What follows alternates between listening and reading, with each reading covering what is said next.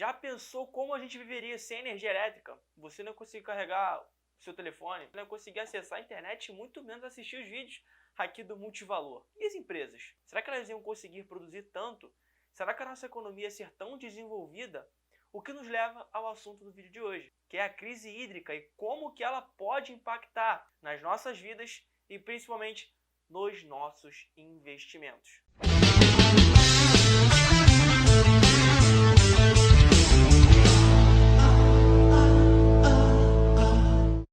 A piora da crise hídrica já começa a impactar, inclusive, os planos das empresas, o nosso próprio plano de recuperação econômica e parece assolar o nosso país até o ano que vem.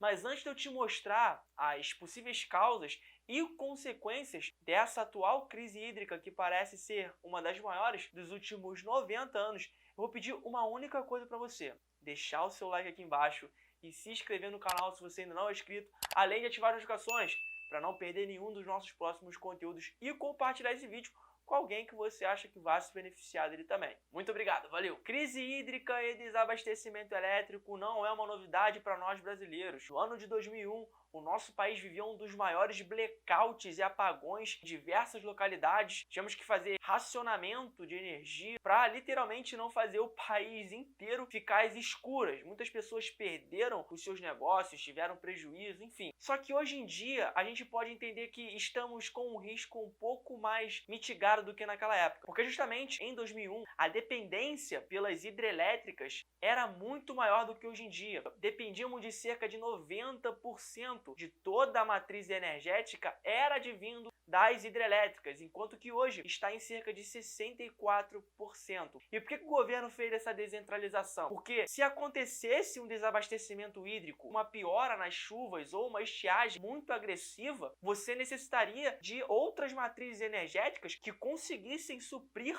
essa demanda por energia, para não fazer o país parar e para dar continuidade na vida dos cidadãos. E inclusive em 2001 foi criado diversas termoelétricas para darem suporte em caso de um desabastecimento mais grave ou uma necessidade de racionamento de energia no país. Algumas das explicações para as faltas de chuva no nosso país é o desmatamento das florestas, que muda o ciclo da água, e o fenômeno climático chamado de El Niño, que provoca o resfriamento nas águas do Pacífico, diminuindo a evaporação das águas e provocando estiagem em algumas das regiões do Brasil, como Centro-Oeste, Sul e Sudeste. E inclusive essas são as áreas que mais detêm hidrelétricas no país inteiro, como Itaipu, estado do Paraná, na divisa com o Paraguai, e Manchadinho, em Santa Catarina, entre diversas outras. Sim, algumas hidrelétricas elas apresentam reservatórios, só que com o avanço na preocupação acerca dos impactos ambientais que somente uma hidrelétrica causa, a construção de reservatório aumenta ainda mais esses impactos. E essa é uma das explicações para que as novas hidrelétricas de menor porte, chamadas fios d'água, não apresentem esses reservatórios, justamente para diminuir os impactos. E por não apresentarem esse reservatório que consegue dar um aparato em épocas de estiagem muito agressiva, essas hidrelétricas ficam mais suscetíveis à falta de água em épocas de falta de chuvas. Então, o nosso problema atual gira em torno da baixa produtividade das hidrelétricas que ainda possuem reservatório e da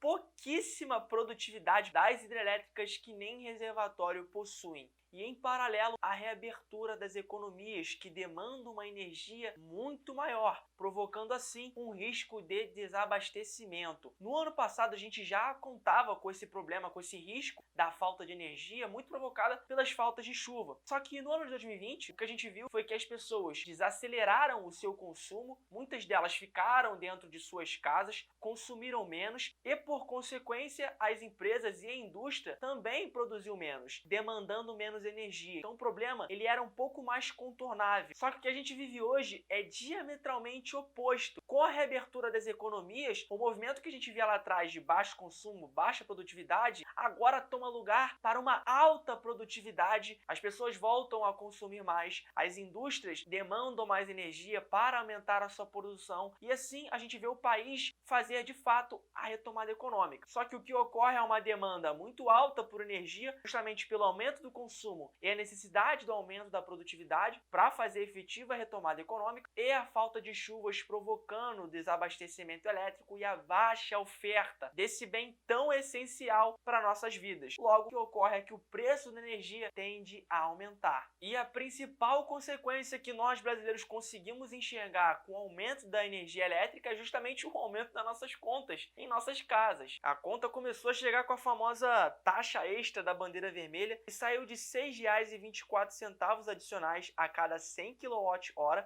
e já está em R$ 14,20 a cada 100 kWh, e que provavelmente continuará subindo. Olhando já agora pela ótica do produtor, se a conta de luz está mais cara para todo mundo, inclusive para ele, óbvio que esse aumento no custo da energia, ele vai ser repassado para o produto final, aumentando assim os preços nos mercados, aumentando a inflação, o que pode forçar ao Banco Central, para manter a inflação dentro da sua meta anual, a elevar a taxa de juros. E quando o Banco Central aumenta a taxa de juros, a gente já viu várias vezes aqui nesse canal, juros altos significa crédito mais caro, menos dinheiro rodando na economia e, consequentemente, menos trocas, provocando assim uma maior desaceleração da economia. Isso prejudica ainda mais a nossa recuperação econômica, refletindo diretamente no nosso PIB. E por falar em PIB, a divulgação do último trimestre do Produto Interno Bruto do nosso país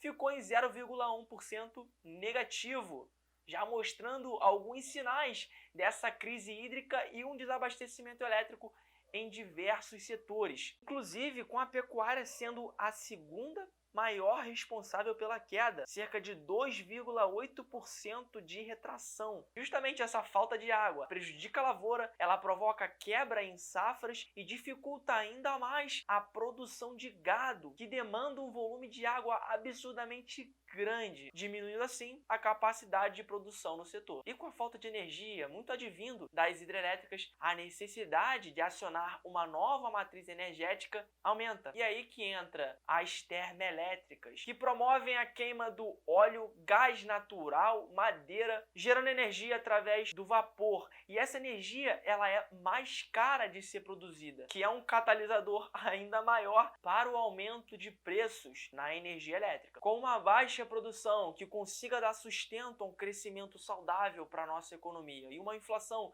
que já está na casa dos 9% no acumulado nos últimos 12 meses, o Banco Central vem num ciclo no aumento na taxa de juros que, por consequência, também desestimula ainda mais a economia e afeta investimentos pelas empresas, que inclusive estão listadas na Bolsa de Valores. Mas para a gente entender um pouco melhor como que essas empresas de energia, mais especificamente, são afetadas, a gente tem que entender primeiro o setor elétrico e as empresas que compõem esse setor. E o setor elétrico está dividido em três grandes áreas. A primeira é a área de geração. São as empresas que são responsáveis pela infraestrutura, pela manutenção de uma área que fornece e que gera a energia bruta do país, através das hidrelétricas, termoelétricas, campos de energia eólica e etc. A segunda área é a de transmissão, que faz ali o meio campo, que faz a intermediação entre as geradoras e as distribuidoras de energia. E a terceira grande área é a de distribuição, que leva de fato a energia dos campos de transmissão para as casas, indústrias e empresas da cidade. E dentro desse setor, a área mais blindada a esse cenário atual que a gente vive é a área de transmissão, justamente porque a área de transmissão, ela não ganha pela quantidade de energia que passa naqueles seus grandes cabos que você vê em grandes autoestradas ou até em áreas mais rurais, mas sim pela disponibilidade da rede, através da RAP, que é a Receita Anual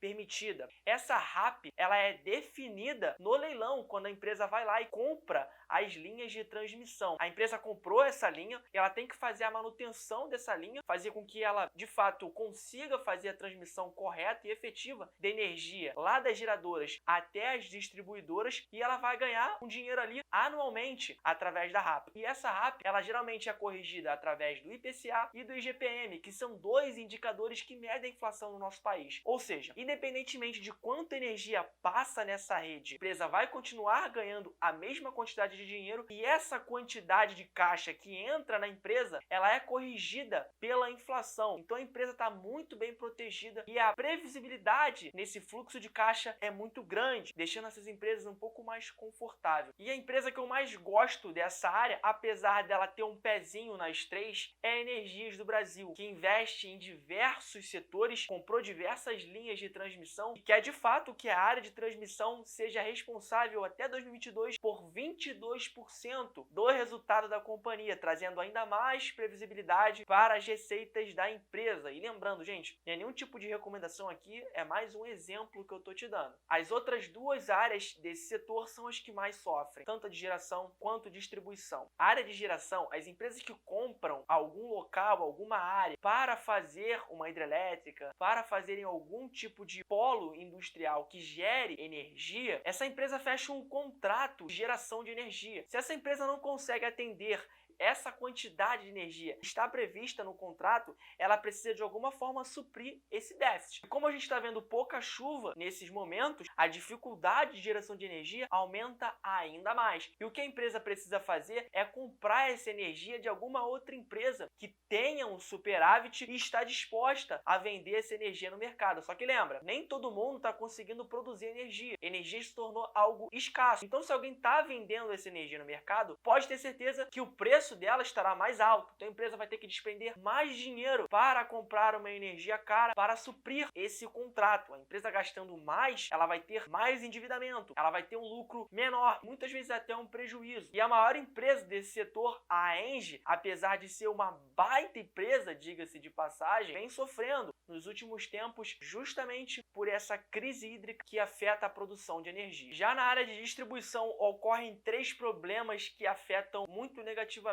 as empresas dessa área do setor elétrico. O primeiro problema é uma intervenção muito forte do governo em cima das tarifas cobradas por essas empresas. Nem sempre essas companhias conseguem repassar o preço que gostariam aos consumidores, dificultando assim o repasse dos custos e muitas vezes acarretando até em prejuízo para essas empresas. O segundo ponto negativo é que as famílias, vendo que a conta de luz está ficando mais cara, elas podem ficar inadimplentes ou podem recorrer ao famoso gato, que é de fato você parasitar a rede elétrica, aumentando assim as perdas das distribuidoras de energia elétrica. E tanto inadimplência quanto o efeito parasita nas redes de energia acarreta em prejuízo para essas empresas de distribuição elétrica. O terceiro ponto é que com o aumento da conta de energia elétrica, as empresas e as pessoas vão diminuir o consumo de energia elétrica naturalmente. Se uma família ligava o ar-condicionado 5 dias na semana, ela vai começar a ligar 3 vezes. E assim, diminuindo o consumo no âmbito geral, você diminui a arrecadação ainda mais dessas empresas da área de distribuição. Mas nesse momento, as empresas que mais estão sendo beneficiadas em um cenário de escassez hídrica e impacta negativamente as empresas que trabalham com geração de energia através das hidrelétricas são as que trabalham com a matriz energética mais acionada nesse período, que é a matriz termoelétrica. E a empresa com maior relevância nessa área aqui no Brasil é a Eneva, com uma capacidade de instalação muito grande. Ela consegue atender o mercado consumidor que nesse momento está demandando muito por energia e pagando caro por isso, já que a produção de energia está baixa, o preço está alto por essa escassez de energia e o custo por si só da energia termoelétrica já é mais caro. Então esses dois fatores contribuem para que a Eneva consiga vender uma energia mais cara em um mercado escasso e que todo mundo precisa, já que a energia é vital para a maioria das produções, para a maioria das coisas que a gente faz na nossa vida. Então ela está sendo bem beneficiada, que pode refletir também em saldo positivo na Bolsa de Valores. Contudo, o país deve seguir sofrendo esse desabastecimento elétrico devido às faltas de chuva e pouquíssimos agentes são beneficiados com isso. Talvez com investimentos e descentralização da nossa matriz energética, promovendo mais investimentos em energia eólica, nuclear talvez, em biomassa, a gente consiga ficar menos dependente das águas e das chuvas, que não são eventos 100% certos de ocorrerem em todo o ano. Bom, esse era o recado do vídeo de hoje, eu espero que você tenha gostado. Se o vídeo foi engrandecedor para você,